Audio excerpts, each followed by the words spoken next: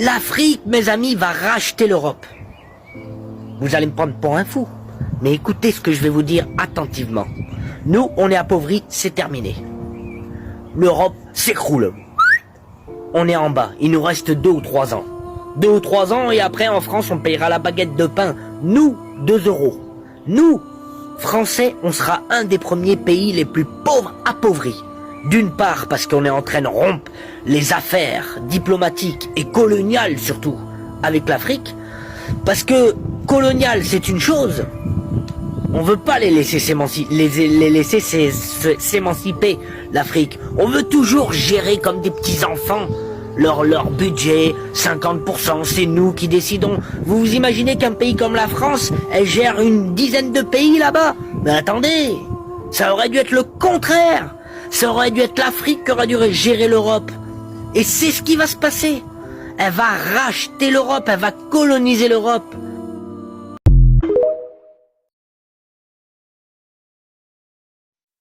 La France est confrontée à de sérieux problèmes économiques. L'économie est en pleine tourmente et Macron devient désespéré. Nous connaissons maintenant les causes des émeutes françaises. Mais il est important de souligner les dommages économiques que subit le pays. La France est au bord d'une récession, avec une croissance du PIB de seulement 0,2% au premier trimestre. Si Macron ne parvient pas à contrôler le chaos, le pays risque de brûler à nouveau. Jusqu'à présent, les émeutes ont causé plus d'1 milliard de dollars de dégâts uniquement aux entreprises. Les touristes annulent également leurs projets de vacances, ce qui est une terrible nouvelle pour Paris. Quantifions les dommages, car ils sont réellement horribles. Rien que parmi les entreprises privées, on compte 200 commerces pillés, 300 succursales bancaires détruites et 250 magasins dévastés. Si vous êtes investisseur ou propriétaire d'entreprise, vous serez terrifié à l'idée d'ouvrir un commerce en France, même si vous êtes couvert par une assurance. Les primes d'assurance vont grimper en flèche, car les émeutes deviennent de plus en plus fréquentes. Il est important de se rappeler que c'est la 2e émeute en 3 mois, après les manifestations sur les retraites. Jusqu'à présent, près de 6000 demandes d'indemnisation ont été déposées auprès des assureurs français, pour un montant total de plus de 300 millions d'euros. Cela met encore plus de pression sur l'économie. Mais ce ne sont pas seulement les entreprises et les magasins qui sont détruits. Les citoyens ordinaires en souffrent également. Rien que dans les 5 premiers jours des émeutes, près de 5000 voitures ont été incendiées, dont 2000 en une seule journée. Les victimes ne peuvent même plus se rendre au travail et doivent dépenser encore plus d'argent pour trouver un moyen de remplacement. Ce que nous voyons, ce sont toutes les questions sociales qui explosent en France. Les problèmes de migration et les inégalités sociales émergent de toutes parts. La France est confrontée à une énorme disparité de richesses. Il n'est pas rare de voir une Ferrari passer devant un sans-abri à quelques rues de là. Cela fait 9 ans que j'ai visité la France pour la dernière fois, mais je crois que la situation s'est encore aggravée. Si l'on regarde les zones de protestation, on peut voir que ce sont les banlieues les plus pauvres du pays qui brûlent. Les chiffres sont alarmants. Environ 57% des enfants y vivent dans la pauvreté, soit 3 fois plus que la moyenne nationale en France.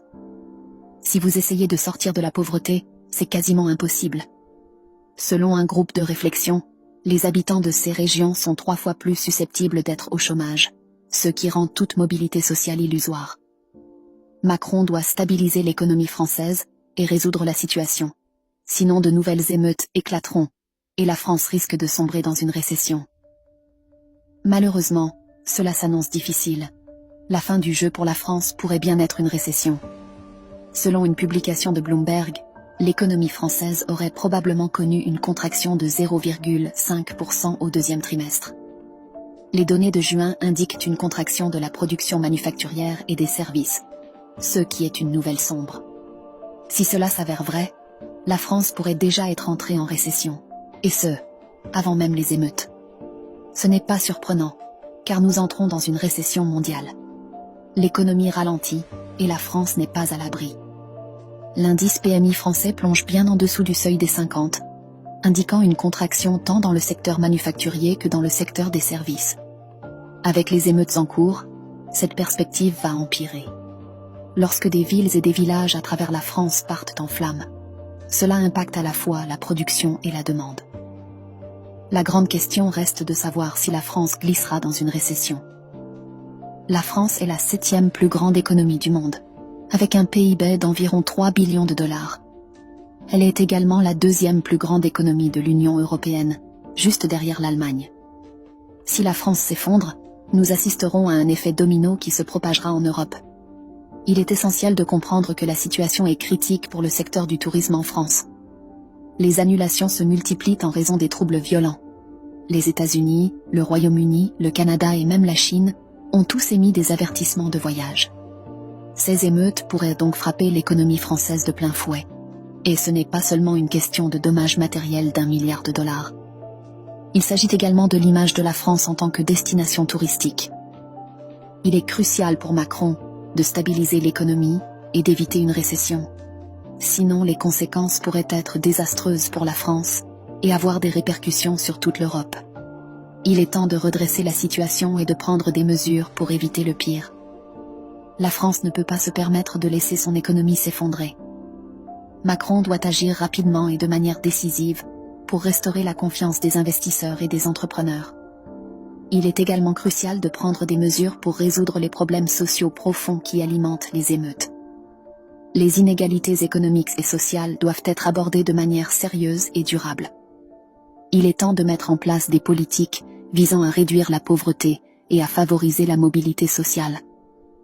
La France ne peut pas se permettre de laisser une grande partie de sa population vivre dans la précarité. De plus, il est impératif de restaurer la confiance des touristes et des voyageurs. La France a toujours été l'une des destinations touristiques les plus prisées au monde, et il est crucial de préserver cette réputation. Des mesures doivent être prises pour assurer la sécurité des visiteurs et pour promouvoir les atouts touristiques du pays. Enfin, il est essentiel de revoir la politique fiscale en France. Des impôts excessivement élevés découragent les dépenses et l'investissement. Il est nécessaire de trouver un équilibre entre la collecte de revenus fiscaux nécessaires et le maintien d'un environnement propice aux affaires. La situation en France est critique, mais il est encore possible de redresser la barre. Avec des mesures appropriées, une attention soutenue aux problèmes sociaux et une vision stratégique pour l'économie, la France peut sortir de cette crise et retrouver un chemin vers la prospérité. Cependant, cela nécessite une action rapide et déterminée de la part du gouvernement et de ses dirigeants. Il est temps de se mobiliser, de travailler ensemble et de trouver des solutions innovantes pour sauver l'économie française et préserver le bien-être de ses citoyens. La France a surmonté des défis par le passé et elle peut le faire à nouveau. Nous vous remercions d'avoir visionné. Nous vous encourageons à vous abonner pour découvrir de nouveaux contenus exclusifs. Rendez-vous sur Écopolitique Plus, où vous pourrez visionner des documents